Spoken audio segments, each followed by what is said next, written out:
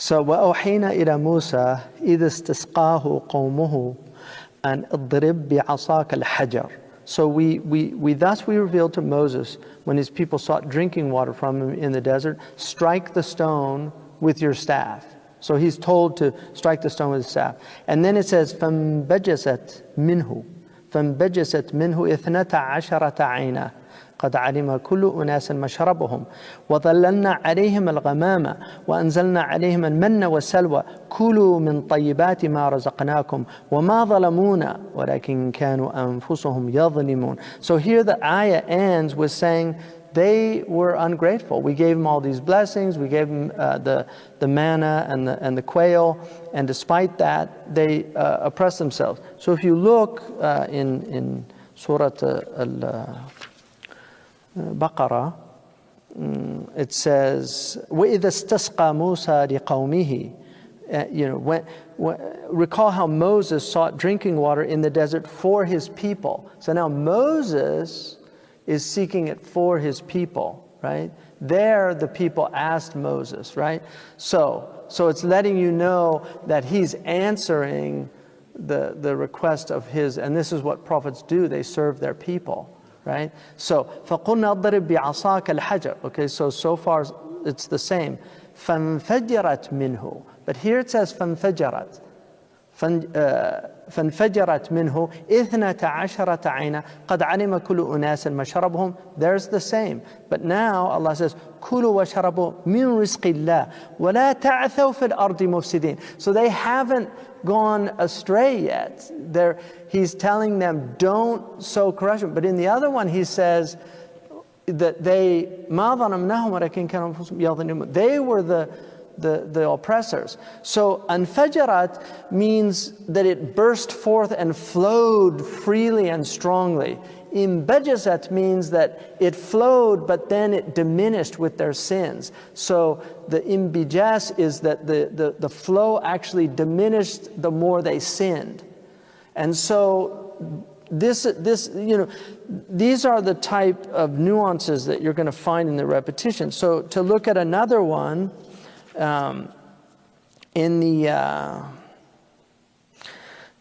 Allah subhanahu wa ta'ala, when he says to Moses, and Moses is the most repeated story in the Qur'an with Pharaoh because that is the world. It's Moses and Pharaoh, right? It's, I have a Palestinian sister here. So, this is the story of the world. It's Moses. And also to remember, amongst the Pharaoh's people, there's people that believe. So even in the Pharaoh's inner circle, there was a mu'min min ali Fir'aun. He was amongst the people of Pharaoh. So the Qur'an is nuanced in that way. And then there's bad people amongst the people of Moses. So it's never Manichaean. The Quranic worldview is never Manichaean. It's never black and white. It's always recognizing the nuances of the world. But this is the confrontation between Pharaoh and Moses. This is always, and you choose your sides. And you can't fence it, because if you fence it, you're on the Pharaoh's side by being neutral in a moral crisis. They say the hottest place in hell is reserved for those who are neutral in a moral crisis. I don't know if that's true, but it's a nice reminder. So he says here that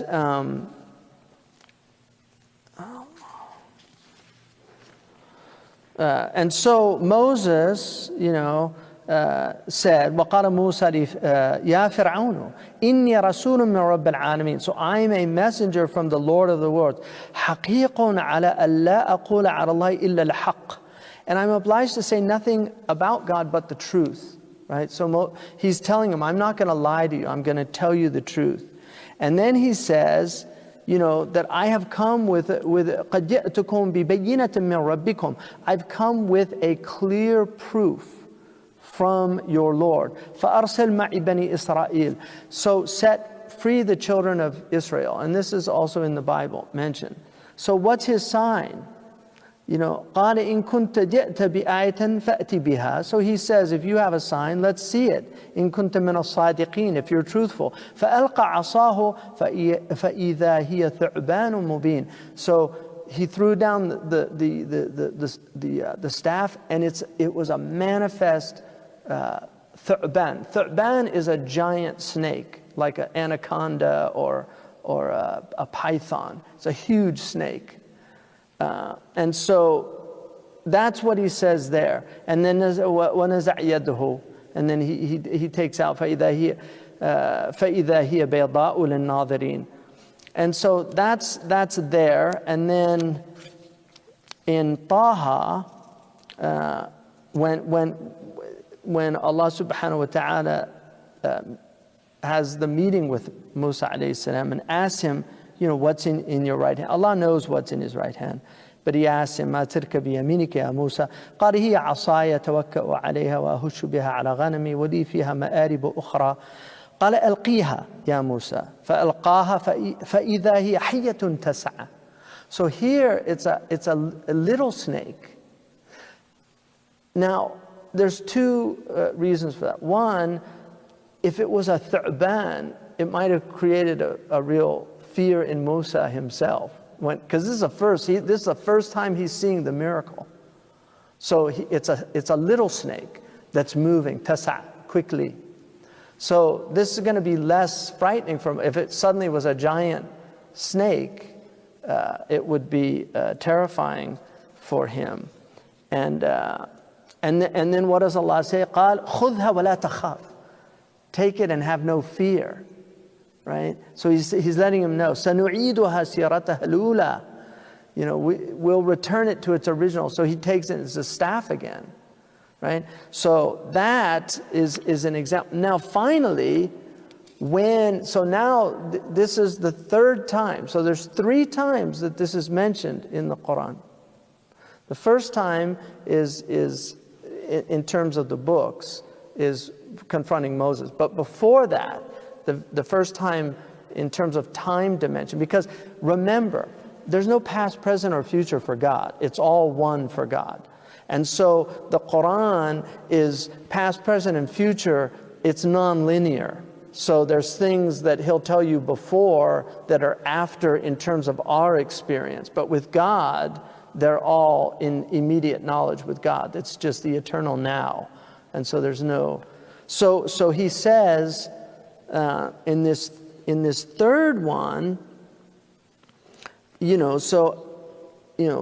so let's see what you have, and he throws it down, right? And so they tell him that he's a sahir, right? And so when they bring the sahara, they say, who's going to throw first? And he says, قال لهم موسى ألقوا ما أنتم ملقون. You throw down what you're going to throw down. فألقوا حبالهم وعصيهم. So they threw down their ropes and staffs, right? And وقالوا بعزة فرعون. And they say, by Pharaoh's greatness, by his power, by the invincible might of Pharaoh. إِنَّا لَنَحْنُ الْغَالِبُونَ, because they want money. They were promised they're going to get a reward. This is classic, just human, just the pathetic human nature in all its display here. فَأَلْقَى مُوسَى عَصَاهُ فَإِذَا هِيَ تَلْقَفُ مَا يَفِكُونَ. So here it's not mentioned what. And the ulama say it was a hayya in its speed and a thu'ban in its size. So it has both qualities of this. So that's an example, again, of these different, of different stories, but each one is nuanced. Now, if you look again here with Ibrahim alayhi salam, it says, هل أتاك حديث ضيف إبراهيم المكرمين. Okay, so now it tells you, has it come to you the story of Abraham, the honored guests of Abraham? right? Al-Mukarramin. So then it says, إِذْ دَخَلُوا عَلَيْهِ فَقَالُوا سَلَامًا. They come in and they say peace. قَالَ السَّلَامُ. And then he says, قَوْمٌ مُنْكَرُونَ. You know, they were people he didn't recognize, right? Munkarun here means unknown, because munkar is something that you don't know. Ma'ruf is what you know, munkar is what you don't know. So in healthy societies, the ma'ruf is virtue and munkar is vice, because you don't see vice in a healthy society. And that's why the Prophet said towards the end of time, ma'ruf would become munkar and munkar would become ma'ruf. So what people know is vice, not virtue. That's one of the signs of the end of time. So there he says, قَوْمٌ مُنْكَرُونَ فَرَاغَ إِلَىٰ أَهْلِهِ فَجَاءَ بِعِجْلٍ سَمِينٍ فَقَرَّبَهُ إِلَيْهِمْ قَالَ أَلَا تَأْكُلُونَ فَأَوْجَسَ مِنْهُمْ خِيفَةً قَالُوا لَا تَخَافْ وَبَشِّرُوهُ. يعني, so he offers them food, and now to the people of the desert, if you offer food and the guest refuses it, they intend evil. That's why he said, أَوْجَسَ فِي نَفْسِهِ خِيفَةً. He feels some fear, because if they ate, people, you know, in that tradition, if you ate from a man's plate, you're not gonna do him harm, because it would be, again, that breach of hospitality. These are ancient traditions, and so there, this is what he said. Now, if you go back to Surah Al-Hijr, where Allah subhanahu wa ta'ala says, وَنَبِّئْهُمْ عَنْ ضَيْفِ إِبْرَاهِيمَ. And he doesn't say Al-Mukramin. So here, the focus is not on the karam of Ibrahim. The purpose is another purpose. إِذْ دَخَلُوا عَلَيْهِ فَقَالُوا سَلَامًا. Now, in the other one, he replies the salam, but that's not the point here. قَالَ إِنَّا مِنْكُمْ وَجِلُونَ. The point here is fear. So he removes the return of the salam, and he removes the fact that he honored them in his house by bringing them things, because now the focus is on the fear in Ibrahim. And this is, I mean, we all know this. When you tell a story, we will tell stories in different ways based on what we want to get out of the story. So even humans do this. So we'll omit things that are not relevant to what we're trying to say in that story. And this is what, because balagha, rhetoric in our tradition, balagha is mutabaqat al-kalam muqtada al-hal. It's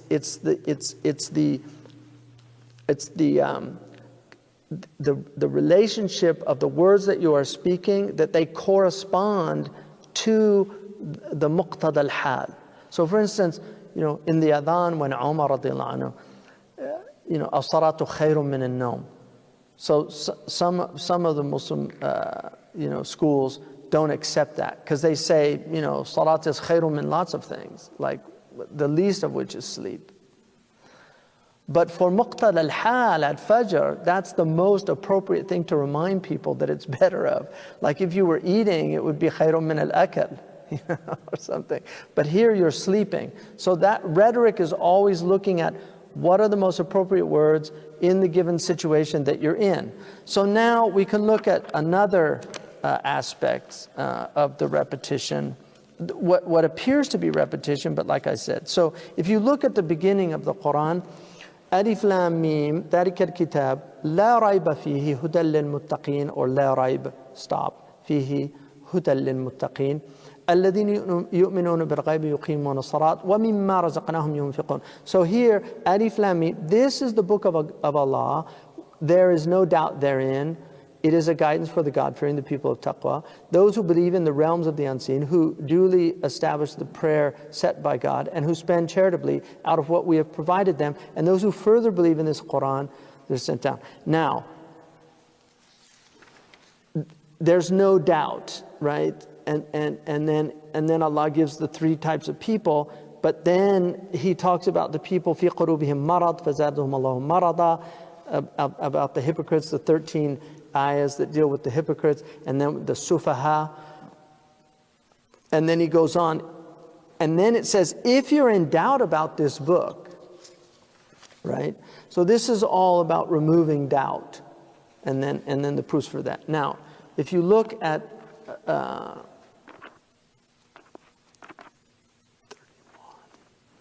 31. So in chapter 31, Luqman, Alif Lam Mim, same letters. And these are called the huruf al-muqatta'a. These are, somebody put the words together and in different sentences, and the words, the sentences they make are all very interesting because they're all things like Nassun Hakimun Qati'un Lahu Sir. So those are all the muqatta'at. And the muqatta'at, we don't know what they mean. But part of what they mean to me is, if you study linguistics, in linguistics, they make an argument that phonemes, right, the foundation of language, the building blocks of language, which are these basic sounds that we make, a, e, u, right, ba, bi, bu, all these sounds that we make, and then the diphthongs, like, oi, boy, that these are meaningless, and it's only once they are brought together do they begin to comprise meaning. This shows you its meaning all the way down. So the foundation of, according to these people, the very building blocks of meaning are meaningless. Whereas the Qur'an is saying, no, it's meaning all the way down. It's Alif Lam Mim, like even the letters have meanings. So we're the people of meaning. I mean, this is our. So in Luqman, Alif Lam Mim, Tilka Ayatul Kitab al Hakim. So now it's saying ayat. It's not saying the Dhalika Kitab. It's Tilka, and then it's using again like Dhalika, Tilka Ayatul Kitab al Hakim. Hudan wa rahmatan lil muhsinin. So now instead of hudan lil muttaqin, it's hudan wa rahma. Now this is the chapter of Luqman, and what's Luqman doing? He's giving guidance to his son, which is the ultimate act of ihsan to your child, and he is al-Hakim. So Allah begins the surah that is about hikmah and about the love of your child and the ihsan that you have. This is what he's saying. Huda wa rahmatan lil muhsinin alladhina yuqimuna as-salat. So they're doing the same things. وَيُؤْتُونَ الزَّكَاةَ وَهُمْ بِالْآخِرَةِ يُوقِنُونَ أُولَٰئِكَ عَلَىٰ هُدًى مِّن رَّبِّهِمْ وَأُولَٰئِكَ هُمُ الْمُفْلِحُونَ. All the same thing. And then وَمِنَ النَّاسِ مَن يَشْتَرِي لَهْوَ الْحَدِيثِ لِيُضِلَّ عَن سَبِيلِ اللَّهِ. So now there's these other people. Again, these are like the kuffar. So, but it's different because here, lahu al-hadith is now juxtaposed with the hadith al-hakim, like the speech of the hakim. So Luqman doesn't have lahu al-hadith. So, and then يتخذها هزؤا أولئك لهم عذاب مهين وإذا تتلى عليه آياتنا قال الذين أوتوا العلم والإيمان لقد لبثت. No, that's the other way. ولا مستكبرا, they turn away out of arrogance. كأن لم يسمعها كأن في أذنيه وقرا, as if their ears are filled with. فبشره بعذاب أليم. So these again are like the people in Baqarah that Allah talks about, the hypocrites. So this is wa'id. So you can see here, this is the wa'id now. And before it's giving you all of these ayahs. And then when he says, he's showing how we created the heavens, the earth, and now it's all displaying the power of Allah subhanahu wa ta'ala. And then when it gets to وَلَقَدْ آتَيْنَا لُقْمَانَ الْحِكْمَةِ, so we taught him wisdom, goes back to the beginning of the verses. And then what's the greatest wisdom? To be grateful, right? So أَنَشْكُرْ لِلَّهِ وَمَنْ يَشْكُرْ فَإِنَّمَا يَشْكُرُ لِنَفْسِهِ. So whoever is grateful for himself. وَمَنْ كَفَرَ فَإِنَّ اللَّهَ غَنِيٌّ حَمِيدٌ. And if you're ungrateful, just know Allah doesn't need you. And then وَإِذْ قَالَ لُقْمَانُ لِإِبْنِهِ وَهُوَ يَعِظُهُ يَا بُنَيَّ لَا تُشْرِكْ بِاللَّهِ إِنَّ الشِّرْكَ لَظُلْمٌ عَظِيمٌ وَوَصَّيْنَا الْإِنسَانَ بِوَالِدَيْهِ. Now see, here's the walid. So now he's telling you, honor your parents, because your parents very often have wisdom to teach you, and they also care about you because they're the ultimate muhsinun alayka. Nobody is more muhsina alayka. Nobody shows more ihsan goodness and charity and love and kindness, then your mother, and then your father. So why does immediately after that, hamalatu ummuhu, right? So he says, be good to your parents. We're counseling you to treat your parents properly, and then reminding you, hamalatu ummuhu wahnan ala wahn, sapped and weakened, she bore you. You drained all that energy from her. That's because all of her energy was going to this extraordinary creation. I mean, from the sunan of Allah. وَفِصَالُهُ فِي عَامَيْنِ, reminding you that you were anashkur li wali walidayk. That's an tafsir. That all of this is that you thank Allah and that you thank your parents, right? I mean, it's amazing that wow there. Like, thank Allah and thank your parents. I mean, subhanallah. So this is the maqam of the parents is immense. And then وَإِنْ جَاهَدَاكَ عَلَىٰ أَن تُشْرِكَ بِي مَا لَيْسَ لَكَ بِهِ عِلْمٍ فَلَا تُطِعْهُمَا وَصَاحِبْهُمَا فِي الدُّنْيَا مَعْرُوفًا. Even if they're against your guidance, still treat them with ma'ruf, with what's right, with virtue, with honor, right? ثم إلي مرجعكم, right? So everything, وصاحبهما في الدنيا معروفة واتبع سبيل من أناب إلي ثم إلي مرجعكم, you're coming back to me, فأنبئكم بما كنتم تعملون. And then we go back to Allah's telling us what Luqman said.